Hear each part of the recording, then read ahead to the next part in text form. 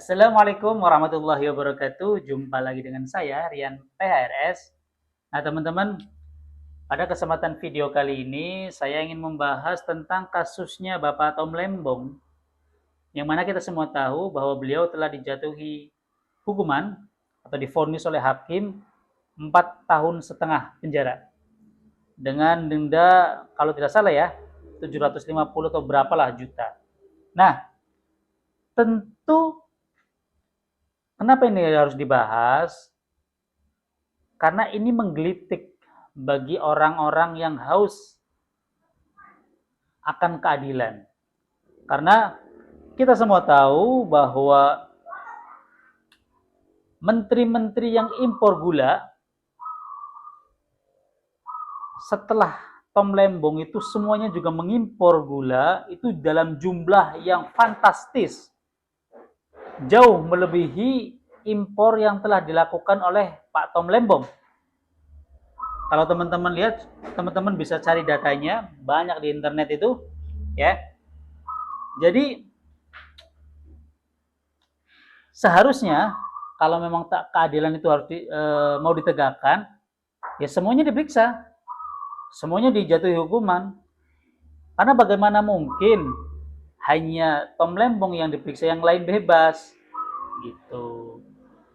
Kalau kebijakan dijadikan satu persoalan, walaupun nanti kita bisa jelaskan ya kenapa kebijakan Tom Lembong itu mengimpor gula mentah pada waktu itu, kita bisa jelaskan, tapi tentu saya tidak mau menjelaskannya pada saat ini. Di video ini saya ingin memberikan gambaran betapa ketidakadilan itu dipertontonkan secara vulgar ya di hadapan publik, di hadapan masyarakat. Ditambah, kalau teman-teman tahu, beberapa waktu yang lalu ada namanya, beliau adalah ketua komisi kejaksaan. Saya tidak tahu ya ini keceplosan atau gimana ya. Jadi menurut beliau bahwa kenapa Tom Lembong yang diadili dan yang lain tidak, karena secara politik itu resikonya lebih kecil ketimbang yang lain. Karena ini tentu tidak plek ya kalimatnya, tapi intinya sama. Karena kalau yang lain, menteri-menteri yang lain secara politik itu resikonya lebih besar karena mereka punya partai politik. Kayak misalnya Zulkifli Hasan, itu dia ketua partai politik PAN, Partai Amanat Nasional. Nah, ini yang bicara ketua komisi kejaksaan. Ini kan jadi sesuatu yang apa ya? Oh, ternyata di situ letaknya.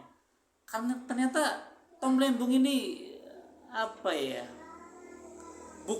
Bukan bisa dikatakan korban lah. Kalau saya bilang ini korban.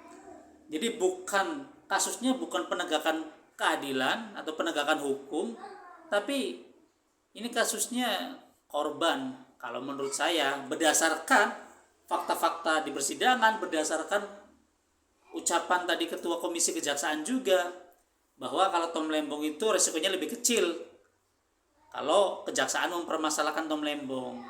Kalau kejaksaan mempermasalahkan menteri-menteri yang lain itu resikonya besar. Ini kan lucu. Ini kan memalukan. Ya, kalau mau ditegakkan itu hukum, ya tegakkan semuanya. Gak pandang bulu itu hukum itu. Mau si A itu resikonya kecil kek, si yang lain resikonya besar kek. Kalau memang mereka bersalah, ya seret mereka ke penjara, jebloskan mereka ke penjara. Bukan hitung-hitungan matematika, resikonya besar dan kecil. Ini kan lucu. Kita gak usah orang-orang pintar lah, gak usah orang yang intelektualnya tinggi lah. Kita aja orang-orang kampung nih, orang-orang yang bodoh bisa dikatakan, kita bisa melihat betapa ketidakadilan, betapa kesewenang-wenangan itu dipertontonkan secara vulgar, secara telanjang.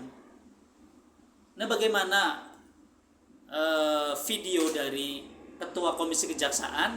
Biar teman-teman gak penasaran, kita lihat videonya sama-sama berikut ini. bahwa kenapa kemudian Tom Lembong dulu barriernya ini begitu banyak. Hambatannya. Ya, Apa namanya? termasuk kemudian Pagarnya. ya, ini begitu banyak. Ketika kemudian diusut semuanya, mungkin harapan kita juga sama. Ketika diusut semuanya, maka ini akan clear bahwa ini tidak ada kriminalisasi, tidak ada politisasi segala macam.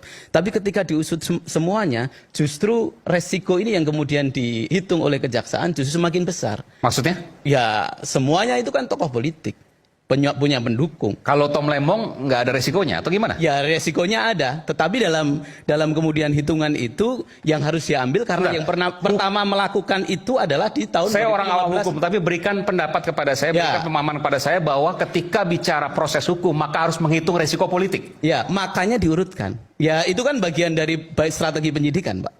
Bagian dari strategi. Ini hal yang penyidikan. baru menurut saya. Ya, strategi penyidikan itu kan dilakukan, bukan hal baru menurut saya. Gimana teman-teman? Sudah disaksikan videonya? Miris bukan? Ternyata hukum di negeri ini seperti itu.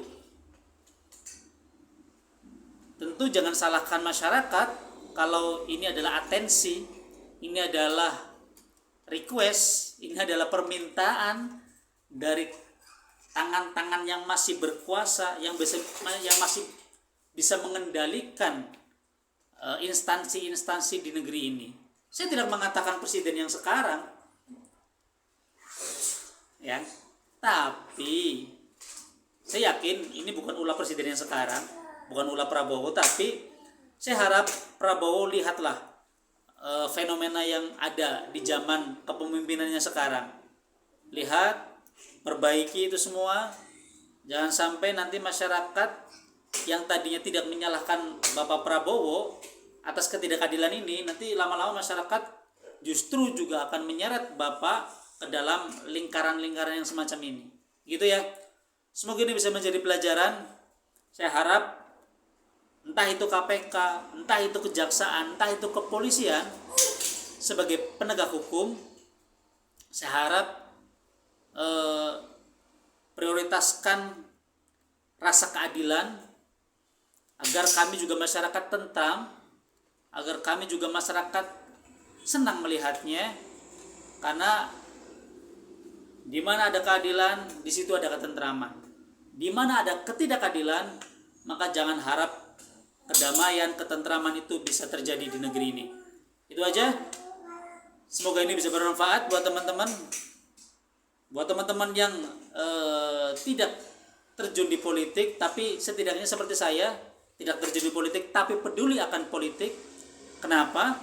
Karena kalau kita masa bodoh dengan politik, maka politik akan dikuasai oleh orang-orang bejat, oleh orang-orang jahat, sehingga negeri ini semakin hancur, semakin porak-poranda oleh kebusukan-kebusukan mereka. Itu aja. Semoga ini bisa bermanfaat. Assalamualaikum warahmatullahi wabarakatuh.